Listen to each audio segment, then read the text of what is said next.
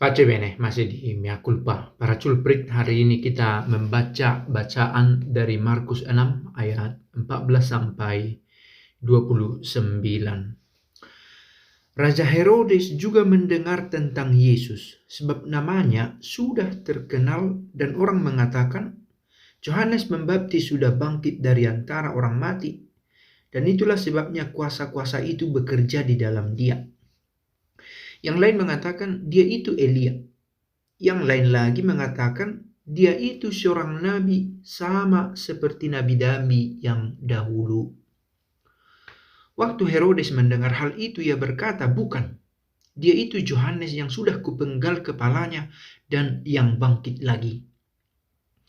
Sebab memang Herodeslah yang menyuruh orang menangkap Yohanes dan membelenggunya di penjara berhubung dengan peristiwa Herodias, istri Filipus saudaranya, karena Herodes telah mengambilnya sebagai istri.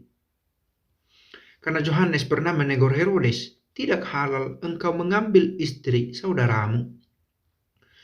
Karena itu Herodias menaruh dendam pada Yohanes dan bermaksud untuk membunuh dia, tetapi tidak dapat. Sebab Herodes segan akan Yohanes, karena ia tahu bahwa Yohanes adalah orang yang benar dan suci. Jadi ia melindunginya. Tetapi apabila ia mendengarkan Yohanes, hatinya selalu terombang-ambing. Namun ia merasa senang juga mendengarkan dia. Akhirnya tiba juga kesempatan yang baik bagi Herodias ketika Herodes pada hari ulang tahunnya mengadakan perjamuan untuk pembesar-pembesarnya, perwira-perwiranya, dan orang-orang terkemuka di Galilea. Pada waktu itu anak perempuan Herodias tampil, lalu menari, dan ia menyukakan hati Herodes dan tamu-tamunya. Raja berkata kepada gadis itu, minta daripadaku apa saja yang kau ingini, maka akan kuberikan kepadamu. Lalu bersumpah kepadanya, apa saja yang kau minta akan kuberikan kepadamu, sekalipun setengah dari kerajaanku. Anak itu pergi dan menanyakan ibunya, apa yang harus kuminta? Jawabnya, kepala Yohanes Pembaptis. Maka cepat-cepat ia pergi kepada raja dan meminta, aku mau supaya sekarang juga engkau berikan kepadaku kepala Yohanes Pembaptis di sebuah talam. Lalu sangat sedihlah hati raja, tetapi karena sumpahnya dan karena tamu-tamunya, ia tidak mau menolaknya. Raja segera menyuruh seorang pengawal dengan perintah supaya mengambil kepala Yohanes. Orang itu pergi dan memenggal kepala Yohanes di penjara.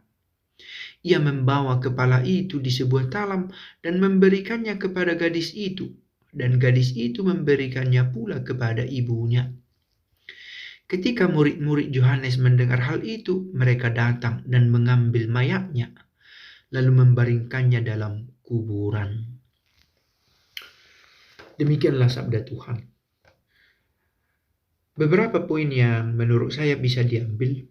Yang pertama, sisi yang baik dan sisi yang buruk serentak ada dalam diri Herodes. Dan ini sepertinya bukan sesuatu yang asing bagi kita. Kita tahu tadi bahwa Yohanes Pembaptis sebenarnya disenangi oleh Herodes. Tetapi di waktu yang sama, Yohanes Pembaptis yang ia senangi itu dibunuhnya juga dengan sampai hati. Meskipun hatinya berkecamuk, tetapi ia lebih memilih untuk menghabisi nyawa Yohanes Pembaptis karena ia lebih memilih untuk menyenangkan orang-orang dan menjaga nama baiknya sendiri. Dua hal ini seringkali menjadi dua sisi yang serentak ada dalam hidup manusia. Ada baiknya, ada juga buruknya. Dan di waktu yang sama itu seringkali berkecamuk, dan tidak jarang yang buruk itu yang tampil ke permukaan sebagai keputusan. Itu yang pertama. Yang kedua, kita lihat bahwa Yohanes Pembaptis mengambil keputusan berdasarkan perasaan semata. Akan kuberikan apapun yang kamu minta. Ia berkata begitu ketika dia sedang senang hati atau ketika sedang memiliki mood yang positif. Mood bisa berubah-ubah, perasaan bisa berubah-ubah. Tetapi kalau itu dijadikan sebagai dasar, maka bisa menjadi sandungan kemudian. Sebagaimana kita tahu tadi, tiba-tiba si perempuan muda yang menari itu meminta kepala Yohanes Pembaptis di atas talam.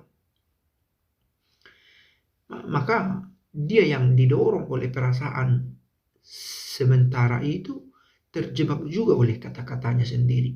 Ada orang pernah berkata, jangan membuat janji ketika hati sedang senang. Karena pikiran kita bisa berubah kemudian ketika kita tidak dalam keadaan sesenang kita sedang berjanji. Dasar dari setiap keputusan kita baiknya adalah dari komitmen, bukan karena berdasarkan perasaan belaka. Lalu kemudian kita melihat bahwa Herodes tidak sanggup mengambil keputusan secara bijaksana dengan melihat apa yang baik dalam hidupnya kemudian. Dia lebih memilih untuk menjaga nama baiknya yang sebenarnya akan hilang juga ditelan oleh waktu. Tidak menemukan memilih yang terbaik untuk hidupnya.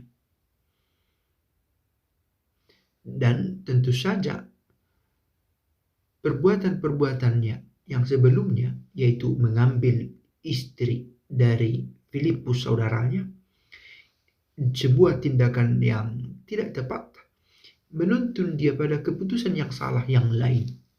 Dosa yang satu menggiring seseorang ke dosa yang lain bila tidak disertai dengan pertobatan. Semoga apa yang kita lihat dalam bacaan hari ini menuntun kita untuk memilah dengan tepat mana sisi yang baik yang menjadi arah hidup dan mana sisi yang buruk yang pelan-pelan harus dikurangi. Dan bacaan hari ini kiranya menolong kita untuk melihat bagaimana kita di hadapan Allah, di hadapan jalan yang seringkali bercabang antara memilih yang buruk dan memilih yang baik. Dan semoga kita sanggup memilih yang baik dengan memilih berdasarkan komitmen yang kita bangun sejak awal, bukan berdasarkan perasaan semata. Semoga Tuhan memberkati. Pace e bene.